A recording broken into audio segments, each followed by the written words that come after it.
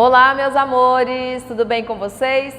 Hoje nós vamos começar o estudo deste livro que já acompanha vocês desde o ano passado. Esse paradidático vai abordar um assunto muito importante, que é o estudo sobre uma das raízes mais marcantes do povo brasileiro, que é sobre a África e Brasil. Vocês já pararam para pensar? Se nós não tivéssemos tido essa interferência africana, como que seria as nossas culturas, como seria a nossa língua? Então, essa cultura africana influenciou e influencia e muito ainda nos nossos dia a dia. Então, a partir de agora, nós vamos continuar o estudo que nós iniciamos desde o ano passado. Acompanhe comigo, vá lá no seu armário, pegue seu livro e venha comigo acompanhar a nossa leitura. Aqui, na primeira parte, nós vamos falar sobre uma história milenar. Essa história milenar vai estar relacionada principalmente a esse desenho. Lembram que tipo de desenho é esse? Exatamente, é o desenho rupestre. Esse desenho é feito com ossos, sangue, fezes e seiva de plantas.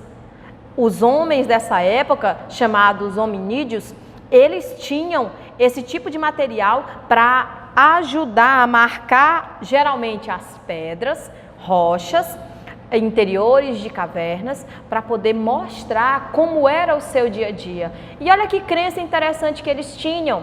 Eles acreditavam que quando eles iam lá na parede da caverna e desenhavam que estavam capturando um determinado animal, naturalmente, no dia seguinte, eles conseguiriam fazer isso. Olha só que legal, acreditando já no futuro, essas pessoas tão antigas. Até porque, acompanha comigo aqui na página 7. Aqui, já no finzinho da página 7, vem dizendo qual é a idade desse desenho. Ele é de 600 anos antes de Cristo.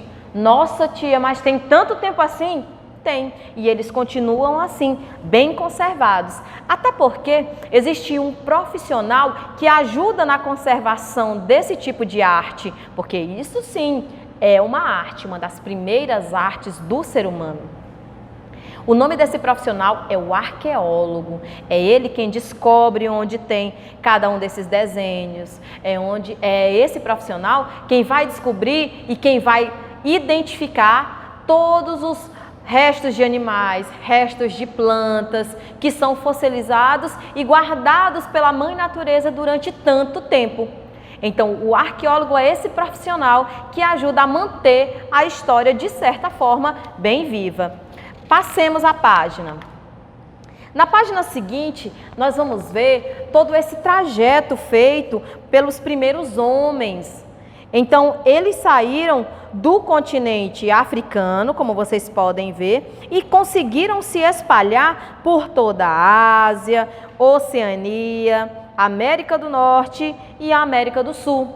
Então, eles conseguiam se locomover entre os continentes. Mas como será que isso acontecia?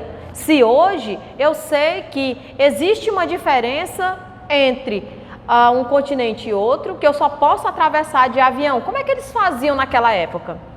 Lembram bem que nas atividades e nas aulas de geografia, vocês já ouviram falar que antes a Terra ela era única, ela era uma única massa. Então, nessa formação, os continentes não eram divididos dessa forma. Já que eles não eram divididos assim, existiam trechos de terra que uniam esses continentes. Com a separação desses continentes, mesmo com toda essa divisão, ainda existiam alguns estreitos que uniam determinado continente a outro, como acontecia aqui entre a Ásia e a América do Norte. Estão conseguindo acompanhar aí no livro de vocês? Na página 8, observando esse mapa, a gente vai ter o caminho do Homo sapiens. E vamos ver que bem aqui no Estreito de Bering, a gente vai observar uma pequena faixa de terra. Mas por que será que essa faixa de terra não existe até hoje? Exatamente, descongelamento das calotas polares. O descongelamento das calotas polares causou um aumento no nível do mar, e esse aumento do nível do mar fez com que esse estreito, teoricamente, desaparecesse. Ele está submerso. Passemos. Aqui, continuando na página 9, vocês vão perceber o continente africano. E aqui no continente africano mostra a origem da espécie humana, onde vocês vão perceber que existem localidades específicas onde esses homens foram surgindo com o passar do tempo. Passemos. Aqui nós vamos ver as rotas de deslocamento, como eu já havia falado para vocês, estão percebendo? Então, os homens, eles conseguiam se locomover nesse entremeio, entre os continentes, de formas diversas. Aqui não tinha avião, aqui não tinha navio, e mesmo assim eles conseguiam se deslocar de uma ponta a outra, utilizando apenas árvores, instrumentos desenvolvidos apenas por eles. Como nós temos aqui na página 11, o exemplo de ferramentas utilizadas por eles em formato pontiagudo, alguns formato arredondado, mas observem bem, aqui são todas pedras. Então as pedras eles utilizavam e moldavam de acordo com a necessidade do trabalho do dia a dia. Então, continuando sobre as pedras, passemos a página.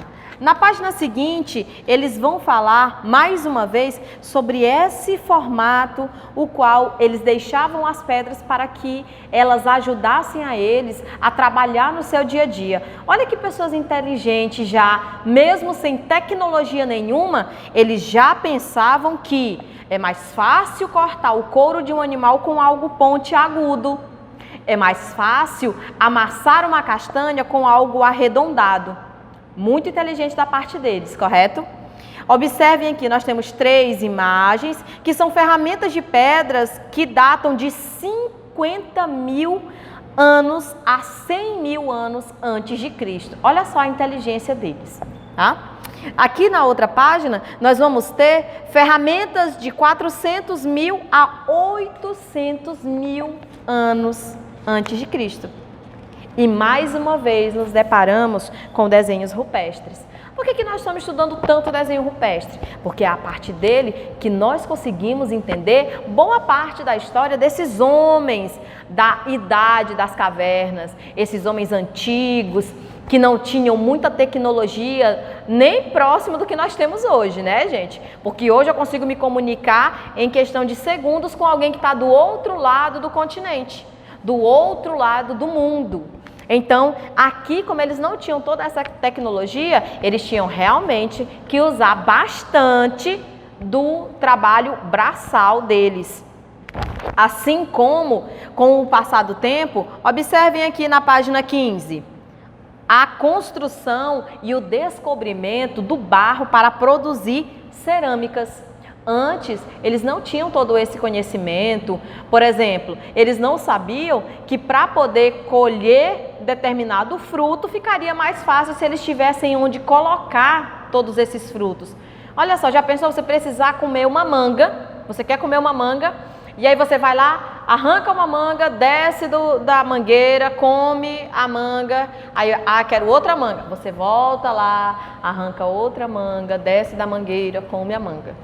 Então, com o passar do tempo, eles perceberam que como o grupo aumentou, no caso, esse grupo precisaria de mais alimentos e seria muito mais fácil com a construção de determinados objetos de cerâmica para poder acondicionar esses pequenos objetos, esses frutos, para viabilizar a alimentação deles. Chegamos aqui ao fim da nossa aula, porque a partir de agora nós vamos abordar um pouco sobre o Egito, que é uma outra civilização fascinante. Eu espero que a partir de agora você retome o seu livro e vamos ler o nível 2 desse mesmo capítulo, para que na próxima aula nós já estejamos mais afinados. Tudo bem? Meus amores, um beijo, estou morrendo de saudade e até a próxima, viu?